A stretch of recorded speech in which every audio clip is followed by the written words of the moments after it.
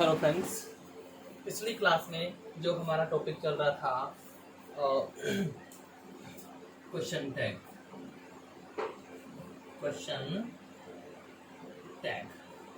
तो जो question tag हमारा चल रहा था, इसकी जो मुख्य मुख्य बातें थी कि क्वेश्चन टैग और क्वेश्चन में फ़र्क क्या होता है, वो चीज़ मैंने आपको बता दी थी। और भैया अगर क्वेश्चन टैग का जो क्वेश्चन है, सिर्फ क्वेश्चन अगर क्या है, क्वेश्चन टैग में जो सेंटेंस होता है, सेंटेंस अगर निगेटिव है तो उसका क्वेश्चन टैग अफर्मेटिव बनेगा, सेंटेंस अफर्मेटिव है तो क्वेश्चन टैग निगेटिव बनता है। ये चीज़ मैंने बताई थी आपको, क्लियर है।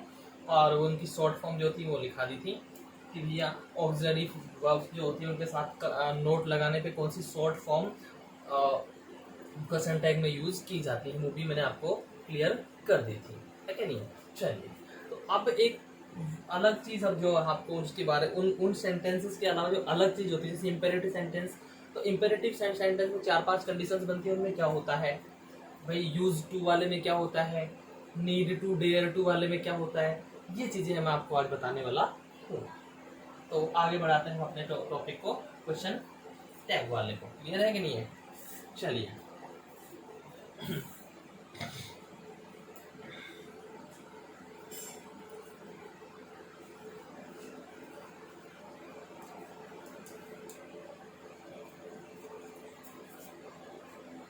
रूल नंबर 1, एक तो ये देयर तथा नीड का यूज सेंटेंस में मैन वर्ब के रूप में हो तो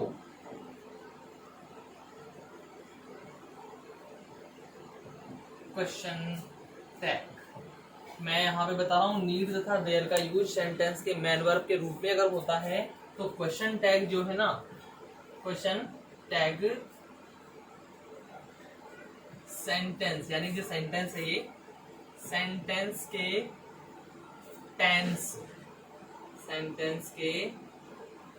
टेंस तथा सब्जेक्ट, सेंटेंस के टेंस तथा सब्जेक्ट के number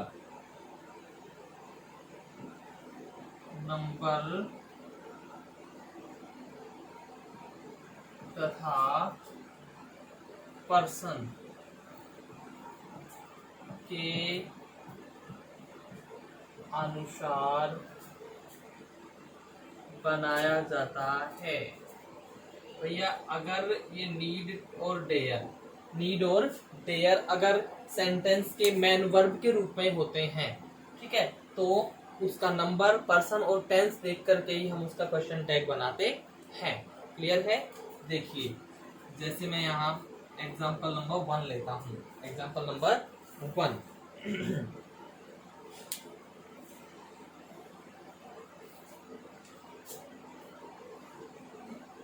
she does not need to go there। अब यहाँ she doesn't need to go there. अब मैंने क्या करना है भाई, डज नॉट, कौन सा टेंस आ गया ये, वैसे डज आ गया तो हमको इसमें तो टेंस देखने की जरूरत ही नहीं है। तो ये तो ऑक्सिलरी वर्ब हो गई, ये मैन वर्ब हो गई। ये क्या हो गई, मैन वर्ब, और ये क्या हो गई, ऑक्सिलरी। तो भैया मैन वर्ब के रूप में यूज हो रहा है नीड, मैंने यहाँ पे यही बताया, अगर मैन वर्ब के रूप में यूज हो नीड या डेयर, तो यहाँ पे नीड मैन वर्ब के रूप में यूज हो रहा है। जब ये मैन वर्ब के रूप में यूज हो रहा है तो मैं क्या करूंगा कि यहाँ से डज को इधर ले जाऊंगा और सी को उसके आगे, और मैं नोट को हटा दूंगा, क्योंकि मैंने शुरू में ही बताया था कि जब ये सेंटेंस निगेटिव होता है तो क्वेश्चन टैग अफर्मेटिव में बनता है। क्या बनता है, क्वेश्चन टैग अफर्मेटिव में बनता है। क्लियर है कि नहीं है। चलिए, यहाँ अब मैं क्या करूंगा, यहाँ से डज है, डज को मैं इधर ले आता हूँ और इसका सब्जेक्ट कौन सा है, सी है, और ये question mark. She doesn't need to go there, does she हो गया। चलिए, तो ये हो गया नोट वाला। किसका हुआ यहाँ पे, ये नोट था, नोट को यानी मैंने क्या करना है यहाँ पे अफर्मेटिव में चेंज करना है निगेटिव वाले को। तो यहाँ तो आपको टेंस देखने की जरूरत नहीं पड़ी, डस दे रखा है, हमको सिंपल पता चल गया है कि ये प्रेजेंट सिंपल का है, पता चल गया था इसमें, तो इसमें ज्यादा कुछ सोचने की जरूरत ही नहीं थी। चलिए और सेंटेंस देखते हैं।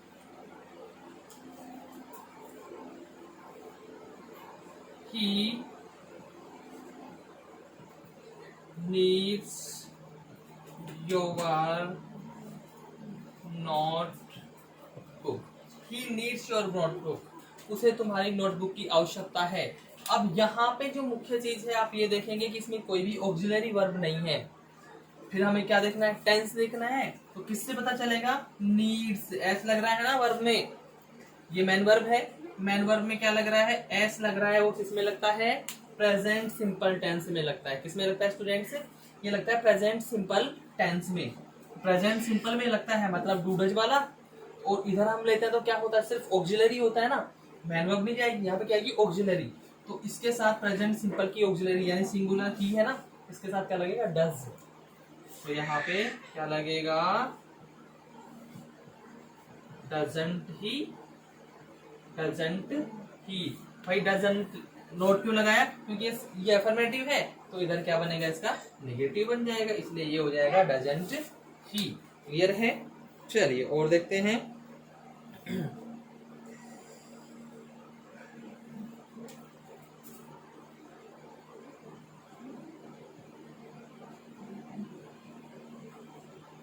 They needed my help. उन्हें मेरी सहायता की जरूरत थी। तो यहाँ पे जो नीड है, यहाँ पे भी ये किस में आ रहा है, मैन वर्ब के रूप में है, यहाँ भी ऑक्सिलरी नहीं है। तो अब क्या करेंगे भैया, ये मैन वर्ब जो ये देखेंगे कि कौन से टेंस की है भैया, सेकंड फॉर्म है, मतलब ये पास्ट सिंपल की है। तो पास्ट सिंपल में ऑक्सिलरी क्या होता है, डिड होता है। क्या होता है पास्ट सिंपल में ऑक्सिलरी, डिड। तो मैं यहाँ पे कोमा लगा के इधर क्या लिखूंगा, डिड, और दे अपना जो सब्जेक्ट है वो ऐसा का ऐसा, और यहाँ पे क्वेश्चन मार्क। ठीक है, तो इस प्रकार से आपको ये बनाना है। समझ में आई बात। देखिए कहना चाह रहा था मैं कि भाई इनका यूज मैन वर्ब के रूप में हो, तो क्वेश्चन टैग सेंटेंस का टेंस देख के, सब्जेक्ट का नंबर और पर्सन देख के बनाते हैं। तो भैया जैसे ये फर्स्ट वाला था, तो इसमें तो ऑक्सिलरी वर्ब दे रखी है हमको, ये तो मैन वर्ब है लेकिन ऑक्सिलरी वर्ब दे रखी, तो हमको टेंस तुरंत पता चल गया कि क्या है, प्रेजेंट सिंपल है। इसको हमने ऐसा कैसा रखा, और यहाँ सी को सब्जेक्ट को ले लिया आगे। इसमें नहीं पता चल रहा भाई, इसमें क्योंकि ऑक्सिलरी नहीं है, हेल्पिंग वर्ब नहीं है, तो हमें नहीं पता चल रहा कौन सा टेंस है। तो उसके लिए अब हम इसकी मैन वर्ब पे आएंगे। मैन वर्ब में एस लगा हुआ है, एस आई एस कहाँ लगता है भाई, प्रेजेंट सिंपल में ही लगता है। S I S present simple tense में ही लगता है। तो मतलब ये सेंटेंस कौन सा है, प्रेजेंट सिंपल। प्रेजेंट सिंपल का अफर्मेटिव है, यानी हमने प्रेजेंट सिंपल का निगेटिव बनाना है। तो निगेटिव में डू डज प्लस नोट लगता है। अब डू या डज में से कौन सा लगेगा उसका पता कैसे चले, भैया ही पे आ जाइए। किस पे आएंगे फ्रेंड्स, हम ही पे आएंगे। ही पे आने से पता चलेगा कि इसमें क्या लगेगा, डज लगेगा। क्या लगेगा, डज लगेगा। सो मैंने यहाँ पे डज लगा दिया है। डजंट, अब यहाँ पे नोट क्यों लगा, क्योंकि अफर्मेटिव है, और इधर एक इसमें चेंज होता है निगेटिव में, तो डजंट ही हो गया। अगला देखते हैं, they needed my help. They needed my help, उन्हें मेरी सहायता की आवश्यकता थी। उन्हें मेरी सहायता की आवश्यकता थी, उन्हें मेरी सहायता की आवश्यकता पड़ी। ठीक है, ओके। तो अब यहाँ पे भी हम देखते हैं भैया ऑक्सिलरी वर्ब नहीं है। ठीक है, मैन वर्ब पे आएंगे। मैन वर्ब में हम देखेंगे ईडी लगा हुआ है, सेकंड फॉर्म है, मतलब सेकंड फॉर्म पास्ट सिंपल है। सेकंड फॉर्म का मतलब पास्ट सिंपल है, तो पास्ट सिंपल का भी ये अफर्मेटिव है। इसको हमने निगेटिव बनाना है। क्या बनाना है, सॉरी इसको मैंने निगेटिव बनाना था, निगेटिव नहीं लिखा मैंने, इसको हमने निगेटिव बनाना है, लेकिन जाएगा पास्ट सिंपल में ही। तो डिड नोट, क्या होगा ये, डिड नोट, डिडंट दे, ये हो जाएगा। और ये रूल नंबर 1 रहा है इसका। क्लियर है। चलिए अब ये तो डेयर और नीड की बात थी। अगर डेयर नोट और नीड नोट हो जाए, और वो किस रूप में हो, मार्जिनल ऑक्सिलरी वर्ब, सेंटेंस में वो मार्जिनली ऑक्सिलरी वर्ब्स के रूप में हो, तो क्या करते हैं भैया, तो वो जो देयर और नॉट नीड है उनके हिसाब से सेंटेंस को सेटल किया जाता है, लेकिन फिर वहां पे देयर और नीड की जो बात है वो हम अब समझेंगे।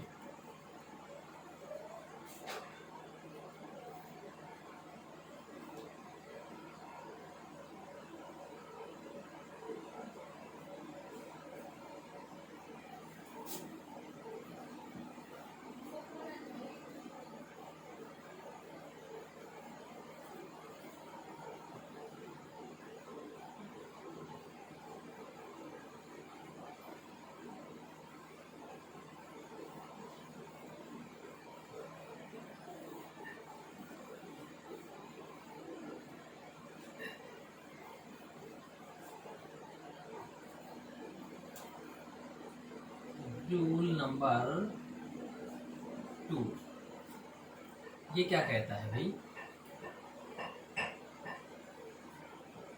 देयर नॉट तथा नीड नॉट, या फिर डेरेंट इनीडेंट, इसको ऐसे लिख देता हूँ मैं जो कि अच्छे से समझ में आ जाएगा। डेरेंट तथा नीड नॉट या नीडंट, नीड नॉट या नीडंट, ठीक है, का यूज सेंटेंस में मार्जिनल ऑक्सिलरी वर्ब के रूप में हो तो क्वेश्चन टैग कैसे बनेगा भैया, नीड या डेयर प्लस सब्जेक्ट और ये क्वेश्चन मार्क। नीड या डेयर प्लस सब्जेक्ट यहाँ पे कहने का मीन क्या है, नीड या डेयर प्लस सब्जेक्ट कहने का मीन ये है कि ये जो निगेटिव है निगेटिव हट जाएंगे इनके और दोनों अफर्मेटिव फॉर्म में सब्जेक्ट के साथ में आ जाएंगे। मतलब इनका जो निगेटिव है नॉट वो हट जाएगा, नोट हट जाएगा और साथ में सब्जेक्ट रह जाएगा, तो ये क्या बन जाएगा, अफर्मेटिव बन जाएगा। कौन सा बन जाएगा स्टूडेंट्स, ये अफर्मेटिव बन जाएगा, फिर ये निगेटिव नहीं रहेगा। और मैंने शुरू में बताया कि निगेटिव को हमने क्या करना होता है, अफर्मेटिव में करना होता है और अफर्मेटिव को निगेटिव में करना होता है। क्वेश्चन टैग क्लियर है, चलिए ठीक है।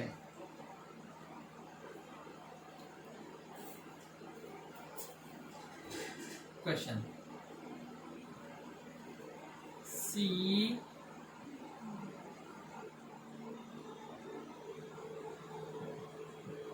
needn't come here, यहाँ पे C need not come here, C need not to come here, sorry, C need not to come here, clear है। अब यहाँ पे ये जो है ना, ये एक मार्जिनल ऑक्सिलरी वर्ब है, मार्जिनल ऑक्सिलरी वर्ब है, मेन वर्ब की तरह ये वर्क कर रहा है, तो ये मार्जिनल ऑक्सिलरी वर्ब आ गया। अब जब ये आ रहा है तो हमने इसका क्वेश्चन टैग कैसे बनाना है, नीड, अब नीड तो हो गया ना ये, और इसके साथ में मैंने क्या लगाना है, सब्जेक्ट लगाना है। क्या करना है भाई, सब्जेक्ट लगाना है। तो कैसे होगा फिर ये, नीड सी, क्लियर है। नोट लग रहा है तो मैंने वहां पे इसको क्या बना देना है, अफर्मेटिव बना देना है, ठीक है।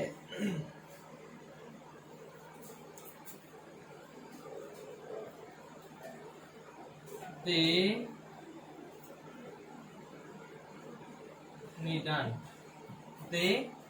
needn't work hard. They needn't work hard. उन्हें कठिन मेहनत करने की जरूरत नहीं है। तो इसका कैसे बनाऊंगा मैं, नीड दे, क्लियर है भैया। इनके साथ में इस वाले सब्जेक्ट को लेना है, नीड सी, नीड दे, इस प्रकार से हमने ये करना होता है, क्लियर है। अच्छा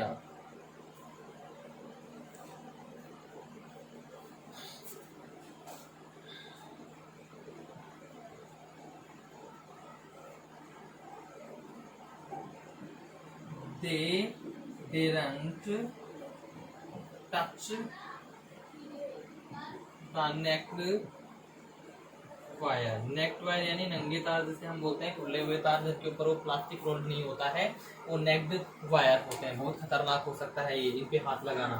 They didn't touch the necked wire। उन्होंने नेक्ड वायर को टच करने की हिम्मत नहीं की। तो इसका क्या हो जाएगा? Dare they, dare they. क्या हो जाएगा?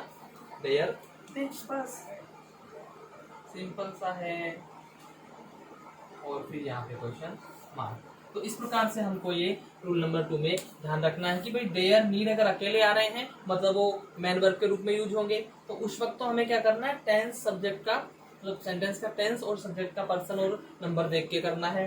लेकिन नीड और डेयर के साथ में, नीड और डेयर के साथ में अगर नोट आ जाता है, क्या नोट आ जाता है, तो वो एक मार्जिनली वर्ब की तरह, मार्जिनल ऑक्सिलरी वर्ब की तरह वर्क करेंगी। उस कंडीशन में फिर हमें उनको मार्जिनल वर्ब को यू का यू उठा के रखना है, इनको और उनके साथ उसका सब्जेक्ट रखना है। क्लियर है? ठीक है। तो हमारे 2 रूल्स यहाँ से क्लियर हो चुके हैं। अभी हम बढ़ते हैं रूल नंबर 3 पे। तीसरा रूल हमारा,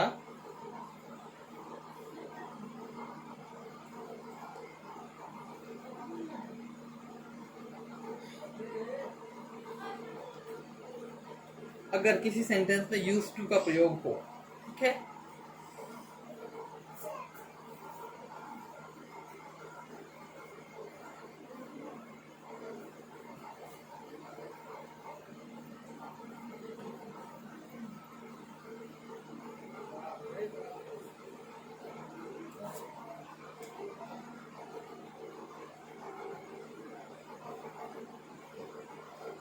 यूज्ड टू का प्रयोग, ये जो यूज्ड टू है, अगर किसी सेंटेंस में इसका प्रयोग हो रहा है, किसी सेंटेंस में हो, तो इसका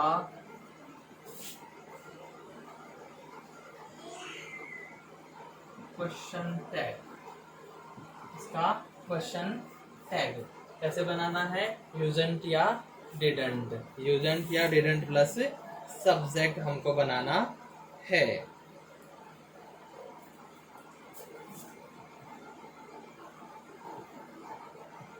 यूजंट या didn't plus subject question mark. इस प्रकार से इसका हमें क्वेश्चन टैग बनाना है। यूज टू से अगर सेंटेंस शुरू हो रहा हो तो यूजंट या didn't plus subject, usedn't plus subject या फिर डिडंट प्लस सब्जेक्ट इसका क्वेश्चन टैग बन जाता है। क्लियर है कि नहीं?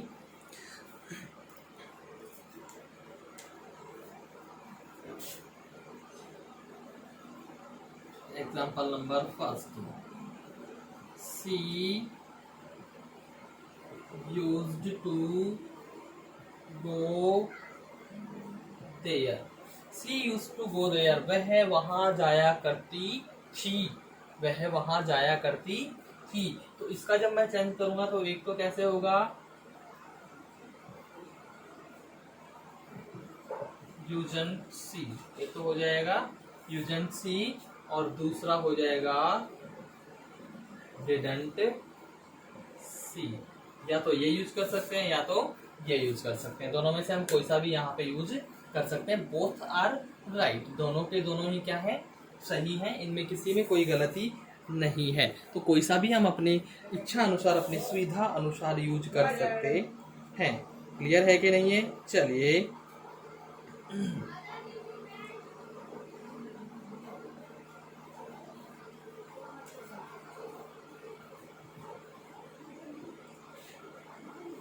they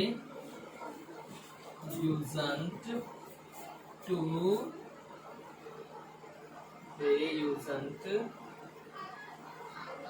to come here, they usn't to come here। अब यहाँ पे भी वही आ रहा है भाई, यूज आ रहा है लेकिन यूजंट, यूज के साथ नोट आ गया तो यहाँ पे फिर नोट हमको लगाना नहीं है। तो क्या हो जाएगा? यूज दे या डिड दे। क्या होगा? यूज्ड दे या फिर डिड दे, दोनों में से कोई सा भी हम कर सकते हैं। फिर यहाँ पे यूज्ड दे या फिर डिड दे, इस प्रकार से ये चेंज होता है। क्लियर है स्टूडेंट? क्लियर है कि नहीं? और देखते हैं।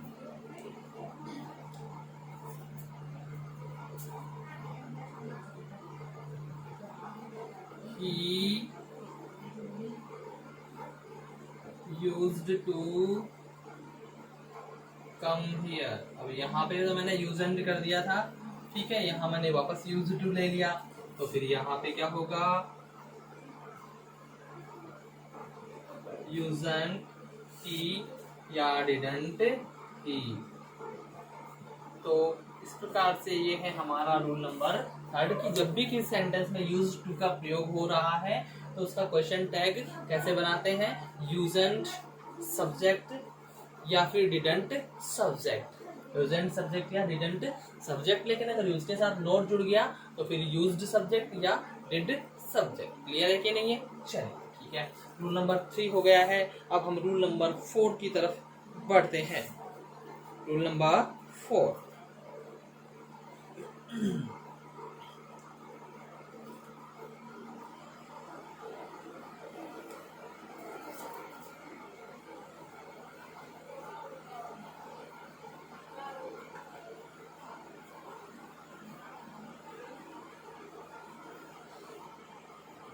देखिए ये है rule number 4। If sentence starts with, if sentence starts with let us या फिर लेट्स, अगर वाक्य किससे शुरू होता है, लेट अस या लेट से शुरू होता है। क्लियर है? तो जब ये सेंटेंस आपका लेट अस या लेट से शुरू हो रहा है तो इससे किसका पता चलता है, प्रपोजल या सजेशन। ठीक है, तो इससे प्रपोजल या सजेशन का पता चलता है। ठीक है, तो भैया क्वेश्चन टैग, तो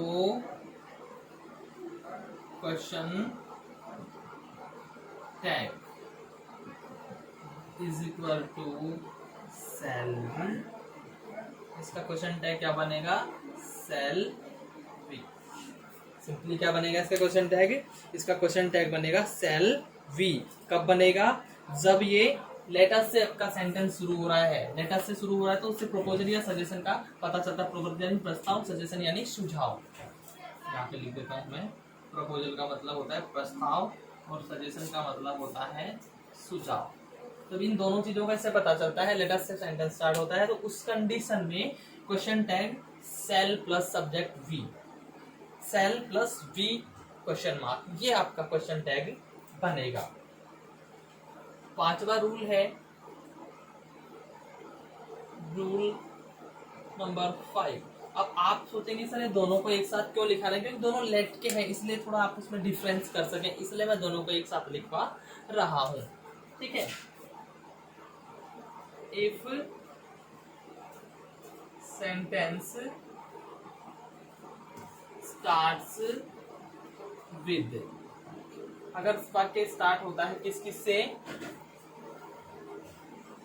late me, let him, let her, let them, या फिर जैसे कोई भी नाम, late plus any name, any name, अगर इनसे शुरू हो रहा है, इनसे अगर क्या हो रहा है आपका सेंटेंस शुरू हो रहा है तो उस कंडीशन में हमें क्या करना है तो क्वेश्चन टैग, तो क्वेश्चन टैग,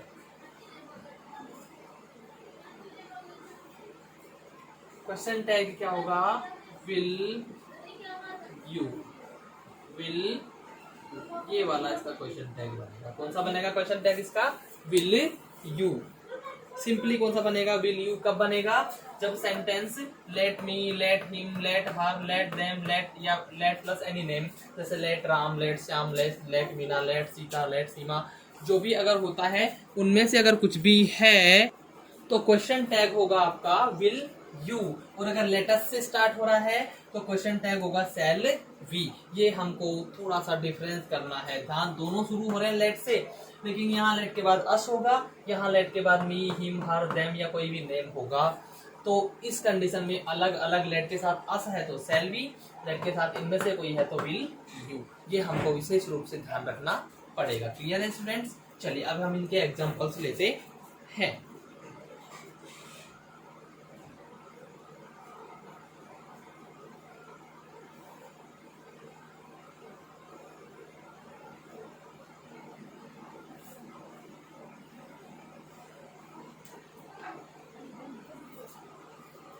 जैसे अब यहाँ पे लेट अस वाले सेंटेंसेस सबसे पहले देख लेते हैं।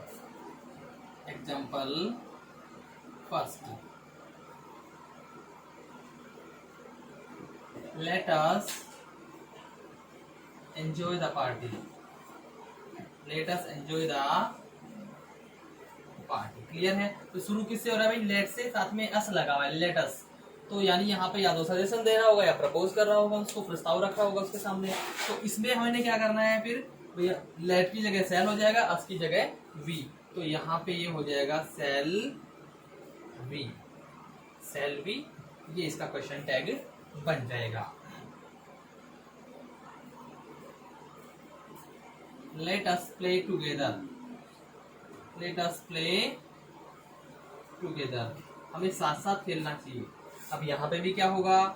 यहाँ पे भी shall we, shall we. Clear है कि नहीं? बस ध्यान इतना सा रखना है, लेटर से स्टार्ट हो रहा है, सेल वी क्वेश्चन टैग करना पड़ेगा।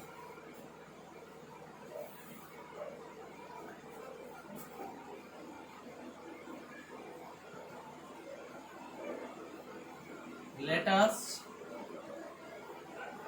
us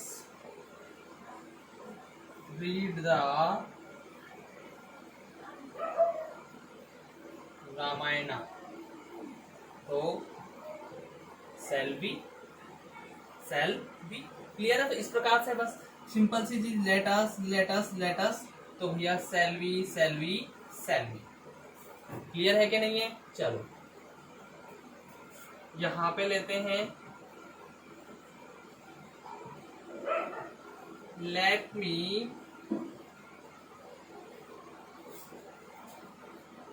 me do it.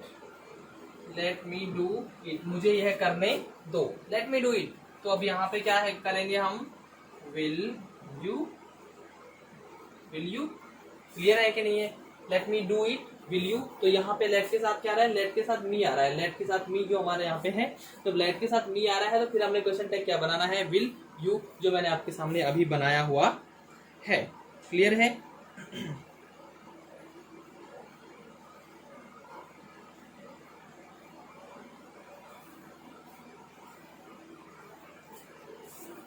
let him go there. Okay, let him go there.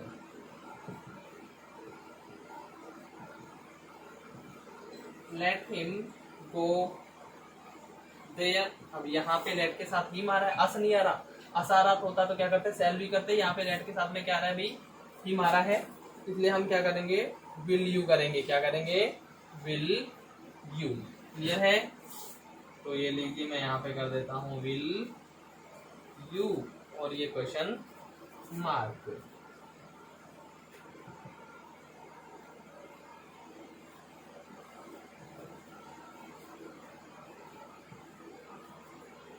Late them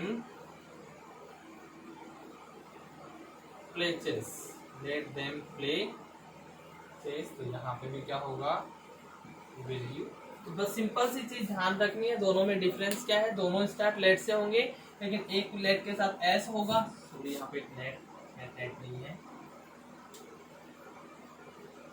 late. एक लेट के साथ अस होगा और एक लेट के साथ मी, हिम, हर, देम ये होगा, अस वाले के साथ शैल भी कर देना है और दूसरे वाले के साथ विल यू कर देना। इस प्रकार से आपके सेंटेंसेस कंप्लीट हो जाते हैं, क्वेश्चन टैग इनका बन जाता है। क्लियर है? तो ये 5 रूल्स आपके जो है अब तक कंप्लीट हो चुके हैं। Now let me start the rule number 6।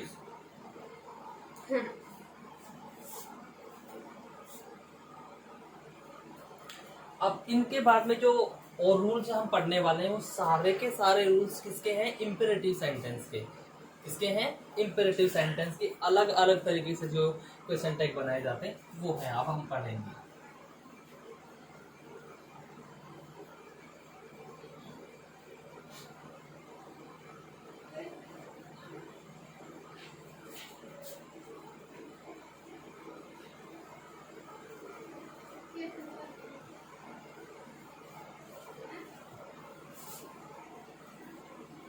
चलिए, तो अभी जो रूल्स पढ़ेंगे वो सारे कौन से सेंटेंस के हैं? इंपेरेटिव सेंटेंस के। Imperative sentence. तो रूल नंबर 6। चलिए, रूल नंबर 6 की मैं बात करूं तो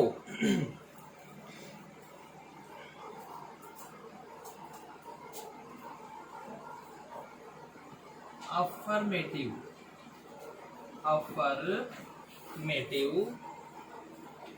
इंपेरेटिव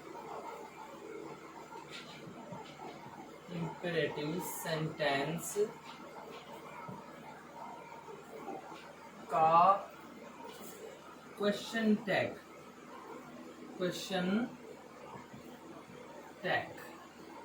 अब ये जो है ना, इसके दो प्रकार से क्वेश्चन टैग बन सकते हैं।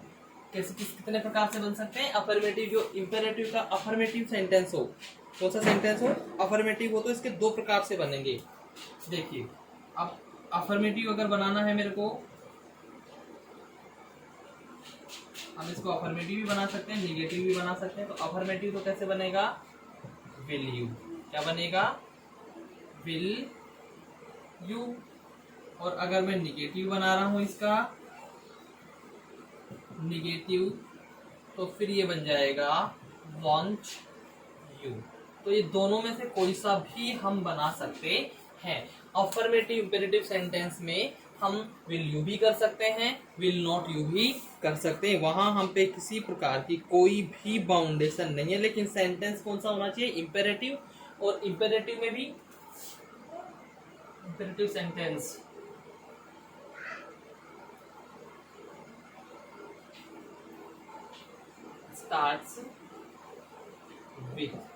starts with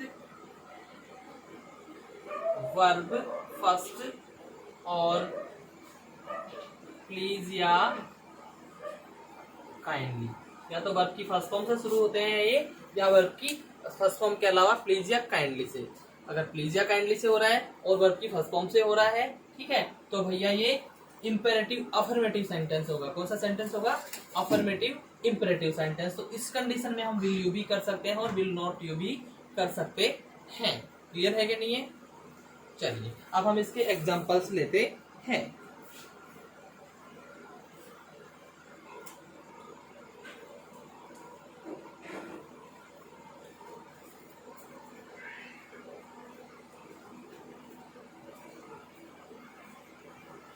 please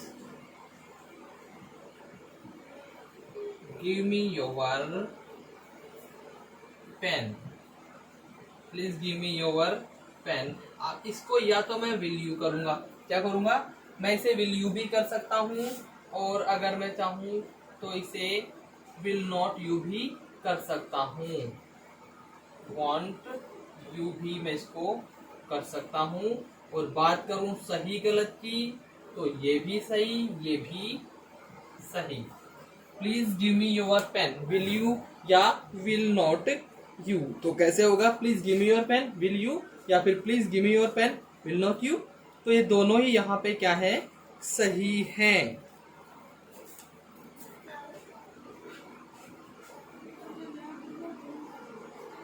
kindly grant them permission।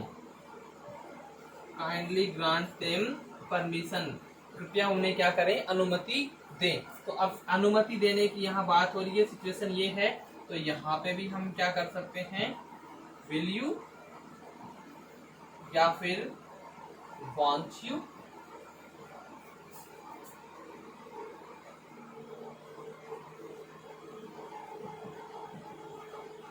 Want you, यहाँ पे भी हमने क्वेश्चन मार्क, तो ये भी सही है और ये भी सही है, बोथ आर राइट, दोनों के दोनों ही क्या है भाई, ये दोनों ही अपने सही हैं, इनमें से किसी को भी हम गलत नहीं कह सकते हैं।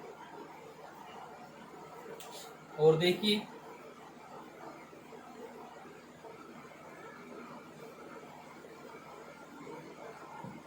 Bring some torn papers, torn यानी फटे हुए, ब्रिंग सम टॉर्न पेपर्स, कुछ फटे हुए कागज लेके आइए, तो इसका भी क्या होगा भाई, विल यू या फिर विल नॉट यू। क्लियर है? तो इस प्रकार से हमने ये सारे के सारे चेंज करने हैं। मतलब यहाँ पे कंसेप्ट क्या है, कंसेप्ट यहाँ पे ये है कि भैया अफर्मेटिव इंपेरेटिव सेंटेंस होना चाहिए। सेंटेंस कौन सा होना चाहिए, अफर्मेटिव, और उसका भी सॉरी इंपेरेटिव जो कि वर्ब की फर्स्ट फॉर्म या प्लीज या काइंडली से शुरू होता है, ये तो सेंटेंस होना चाहिए, साथ ही साथ अफर्मेटिव भी वो होना चाहिए। क्या होना चाहिए, वो अफर्मेटिव भी होना चाहिए। तो उस कंडीशन में क्या हो जाता है, आप क्वेश्चन टैग विल यू भी बना सकते हैं और विल नॉट यू भी बना सकते हैं, जिसको वांट यू बोलते हैं। क्लियर है? दोनों सिचुएशंस यहाँ पे बन सकती हैं। चलिए, ये तो कब है, जब ये अफर्मेटिव इंपेरेटिव सेंटेंस है। क्या है, affirmative imperative sentence. Rule number कौन सा था ये, 6th। लेकिन अगर यहाँ पे ही अफर्मेटिव के बजाय क्या हो जाता है, निगेटिव, यहाँ पे क्या हो जाता है भैया, रूल नंबर 7, और ये हो जाता है negative imperative sentence. Negative imperative sentence starts with don't, starts with don't, या फिर हम जिसे फुल फॉर्म में लिखें तो डू नॉट, इनसे स्टार्ट होता है, इनसे ये स्टार्ट होता है। तो ये निगेटिव बन जाता है। क्या बन जाता है इस कंडीशन में, निगेटिव बन जाता है कि नहीं है? तब इनका क्वेश्चन टैग सिर्फ निगेटिव ही बनेगा, इनका क्वेश्चन टैग पॉजिटिव नहीं होगा।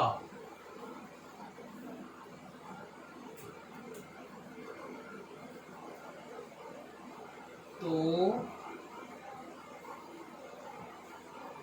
क्वेश्चन टैग, इस सिचुएशन में क्वेश्चन टैग मात्र क्या बनेगा, विल यू, क्योंकि मैंने पहले बताया अगर यहाँ पे साफ होता है इम्पेरेटिव के अलावा भी मैंने बताया था कि अगर सेंटेंस अफर्मेटिव है तो क्वेश्चन टैग नेगेटिव बनता है, सेंटेंस नेगेटिव है तो अफर्मेटिव। ये रूल यहाँ लागू हो रहा है कि नेगेटिव है तो अफर्मेटिव, लेकिन फर्स्ट वाले में वो नहीं था क्योंकि वहां दोनों लग रहे थे। वो ही एक अपवाद है, बाकी तो सारे में यही है कि नेगेटिव, अगर ये सेंटेंस नेगेटिव हो तो इधर अफर्मेटिव, सेंटेंस अफर्मेटिव इधर नेगेटिव। लेकिन उस वाले में वो अपवाद है जो अफर्मेटिव इंपेरेटिव सेंटेंस था, उसमें ये अपवाद होता है। क्लियर है? तो यहाँ पे इसका क्वेश्चन टैग क्या बनेगा, इसका क्वेश्चन टैग बनेगा विल यू। क्या बनेगा, विल यू। क्लियर है?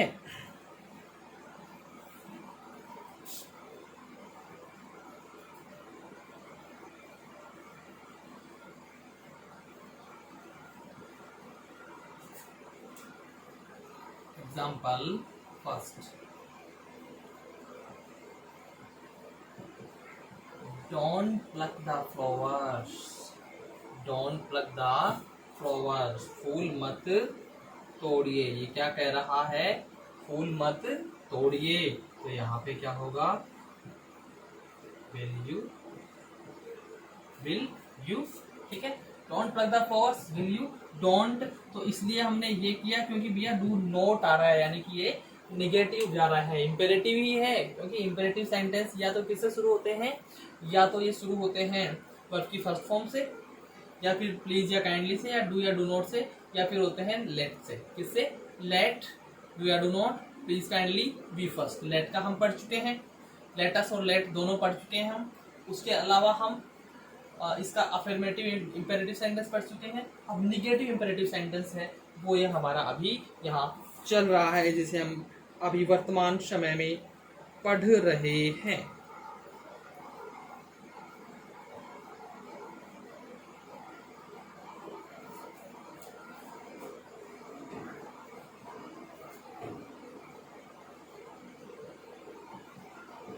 Don't spit on the walls, on the wall, दीवारों पे मत थूको। तो यहाँ पे भी हम क्या करेंगे, विल यू, क्योंकि निगेटिव हो रहा है यानी कि दीवारों पे थूकने के लिए मना किया जा रहा है। तो ये निगेटिव हो गया, जब निगेटिव हो गया तो उधर हमने इसका क्वेश्चन टैग अफर्मेटिव में ही बनाना है।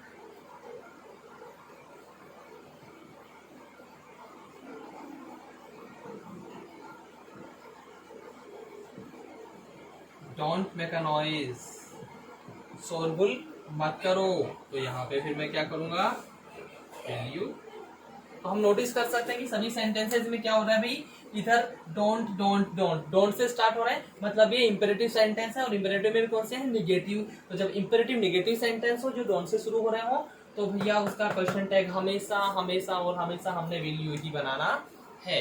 क्लियर है ये चीज। इसके बाद में अगर सेंटेंस आपका इंपेरेटिव ही हो, अफर्मेटिव इंपेरेटिव ही हो, क्या हो, अफर्मेटिव इंपेरेटिव सेंटेंस ही हो, ये मैं आपको बता देता हूं rule number 9, rule number 8। Affirmative, clear, affirmative imperative sentence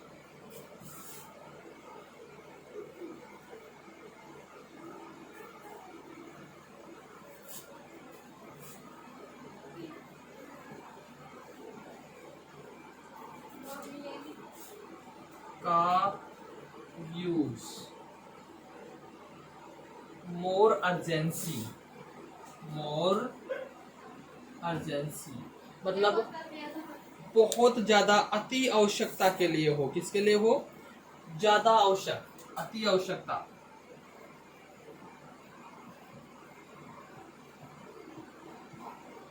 अति आवश्यक, किसी भी अति आवश्यक चीज के लिए अगर इसका उपयोग हो रहा है तो क्वेश्चन टैग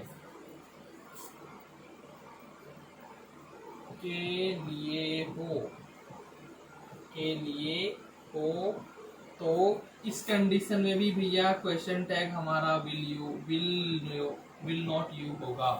क्या होगा, वांट यू, या फिर ये होगा हमारा विल नॉट यू। और इसके अलावा अगर जिसमें अगर अति आवश्यकता पता नहीं चल रहा है तो फिर वहां पे विल नॉट यू भी कर सकते हैं, आप विल यू भी कर सकते हैं। लेकिन अत्यधिक आवश्यकता का अगर पता चलेगा तो वहां पे सिर्फ विल नॉट यू ही होगा, वांट यू ही होगा। दूसरा कर देते हैं तो फिर वो गलत हो जाएगा। एग्जाम्पल,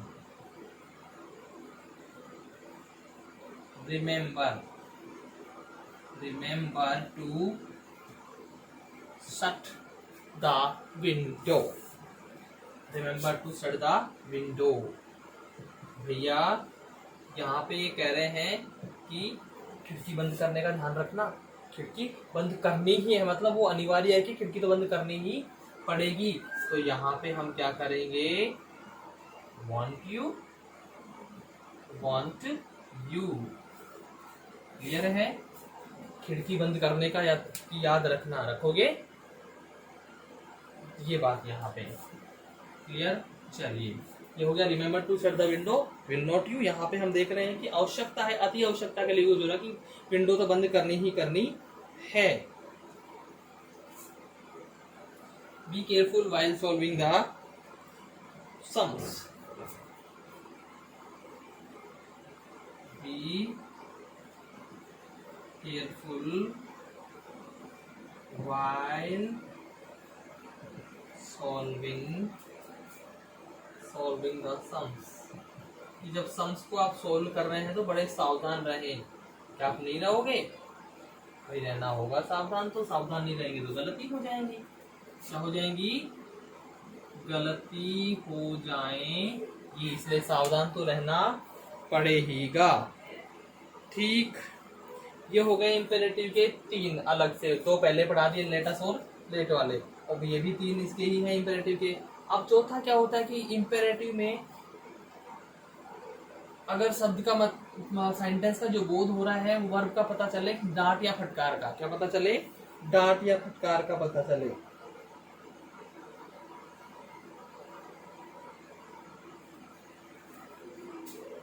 ये तो समझ में आ गया होगा कि यहाँ पे अति अनिवार्यता आवश्यकता बता रहा है। ठीक है,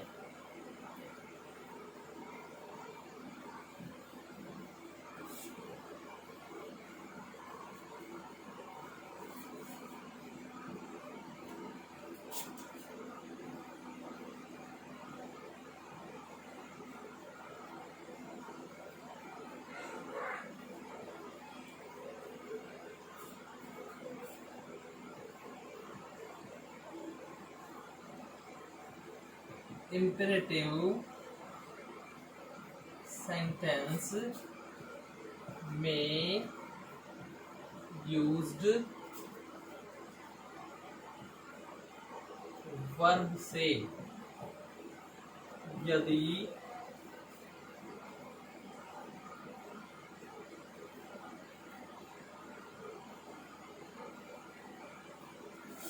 थ्रीटनिंग या स्कॉल्डिंग, यानी कि डांट या फटकार का बोध हो, इसका बोध हो, डांट या फटकार का बोध हो इंपेरेटिव सेंटेंस की वर्ब से। भाई इंपेरेटिव सेंटेंस में जो वर्ब यूज की जा रही है उससे किस चीज का पता चले? डांट या फटकार, यानी धमकी का पता चले, फटकार लगाने का पता चले। तो उसके लिए फिर हम क्या करते हैं, उस कंडीशन में हम क्वेश्चन टैग कांट यू करते हैं। क्या करते हैं? Can't you. रिमेंबर करना, इसको अच्छे से याद रखने लोगे चीज है।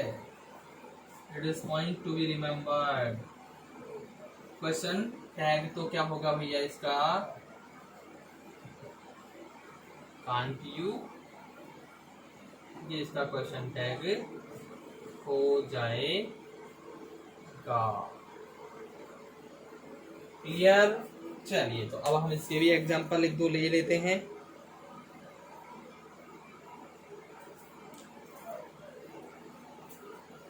एग्जांपल,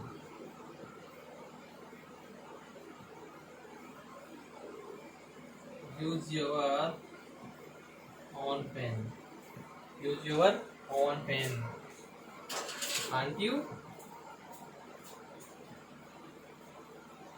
ठीक है,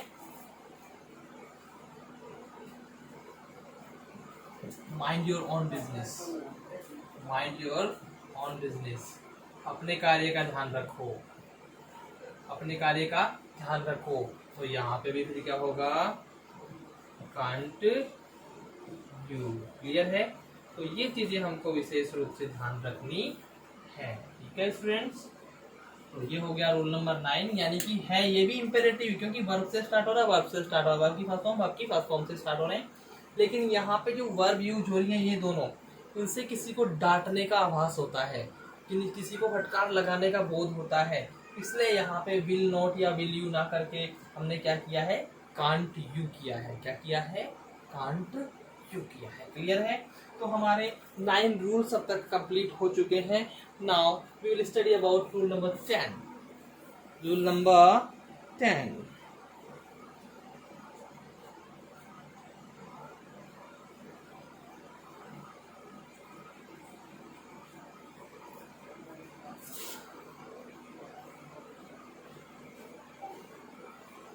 नंबर 10 की जहां तक बात करूं तो कुछ निगेटिव वर्ड्स होते हैं, जैसे never, no, nothing, none, no one.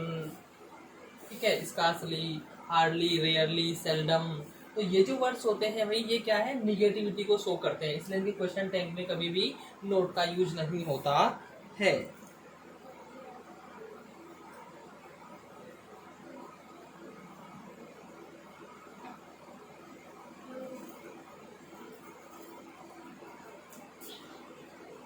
Number 10।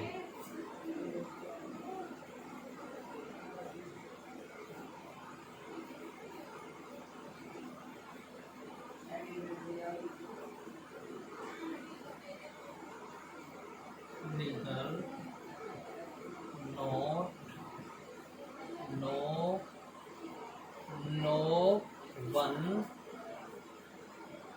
none nothing। क्या है? neither not no one none nothing। neither no not none no one nothing। ठीक है। इसके अलावा जैसे इसमें नेवर भी होगा, never, nobody, nobody, seldom, scarcely,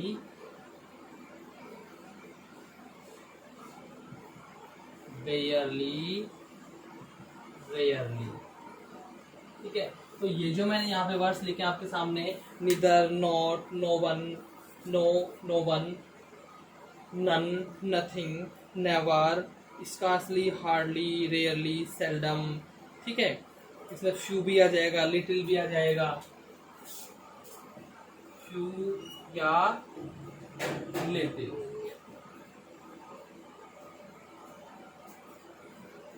ये सभी वर्ड्स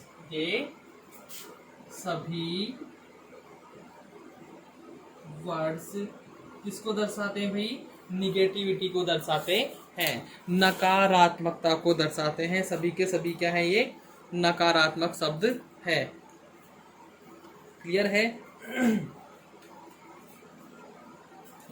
सभी वर्ड नकारात्मक अर्थ रखते हैं,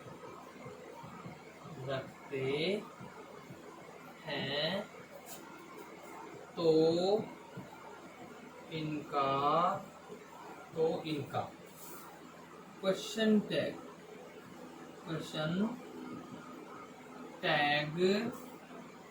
ऑलवेज अफर्मेटिव, यानी इनका क्वेश्चन टैग जो बनेगा वो हमेशा क्या बनेगा? अफर्मेटिव ही बनेगा, यानी कि ऑक्सिलरी वर्ब प्लस सब्जेक्ट।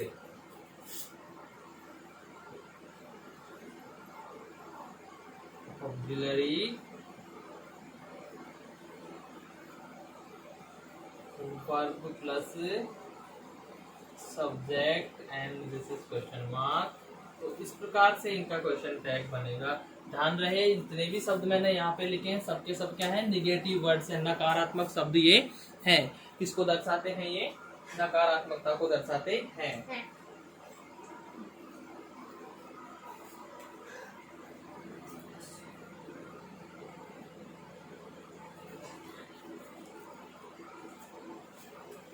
तो अब जब इनका क्वेश्चन टैग हम बनाएंगे तो क्वेश्चन टैग में हमको नोट का यूज नहीं करना है। क्लियर है स्टूडेंट्स? चलिए एग्जाम्पल लिखते हैं हम।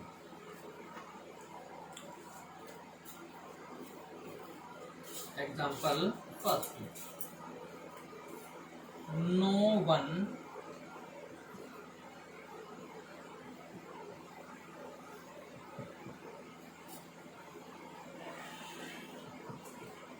वन नोज दिस मैटर, यानी कि किसी को भी इस मामले का पता नहीं है। क्या मतलब है यहाँ पे? कि किसी को भी इस मामले का पता नहीं है, इसका मतलब यही है ना। तो अब यहाँ पे नो वन यानी कि थर्ड पर्सन के लिए हो रहा है और नो वन यानी कि बहुत सारे लोगों के लिए हो रहा है। तो नोज प्रेजेंट सिंपल है ना, क्या है ये? प्रेजेंट सिंपल है। तो सिंपल में डू या डज होता है, तो यहाँ पे क्या जाएगा? डू आ जाएगा। देखो ध्यान क्या देना है अपन को, नो वन नोज। अब इसमें कोई भी ऑक्सिलरी नहीं दे रखी, तो ऑक्सिलरी इससे बनाएंगे। नोज एस लगता है वर्ब के साथ, यानी कि प्रेजेंट सिंपल है। क्या है ये? प्रेजेंट सिंपल है। तो मतलब इसमें डू या डज हेल्पिंग वर्ब के रूप में यूज होती है। क्लियर है? तो अब हमने क्या करना है भाई? डू या डज में से कुछ यूज होगा यहाँ पे। फिर सब्जेक्ट नो वन, यानी कि कोई भी, पर बहुत सारों की बात हो रही है कि बहुत सारों में से कोई भी, तो यहाँ पे बहुत सारों की बात हो रही है, यानी कि थर्ड पर्सन प्लूरल क्या है अपना, दे ही है, तो हमने दे करना है, तो दे के साथ हेल्पिंग वर्ब डू, इसलिए मैंने यहाँ पे क्या किया, do they.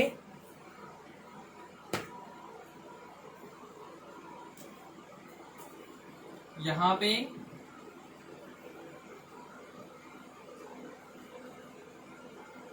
neither of us helped you, neither of us helped you, कि हम में से किसी ने भी तुम्हारी सहायता नहीं की, तो इसका मीन क्या निकलेगा, neither of us helped you जी। अब यहाँ पे भी वही ऑक्सिलरी वाली समस्या है, हेल्प्ड सेकंड फॉर्म है, पास्ट सिंपल है, क्या है, पास्ट सिंपल है, यानी कि डिड में जाएगा ये, तो भाई यहाँ पे ये तो हमारा क्लियर है कि डिड लगेगा। फिर ये जो अस है ना, ये तो क्या है, ऑब्जेक्ट है, इधर सब्जेक्ट बनाना है, तो यहाँ पे क्या आ जाएगा, फिर वी आ जाएगा, क्या आ जाएगा, वी, और इस प्रकार से ये सेंटेंस आपका बनता है। क्लियर है। चलिए एक और सेंटेंस हम इसका ले लेते हैं।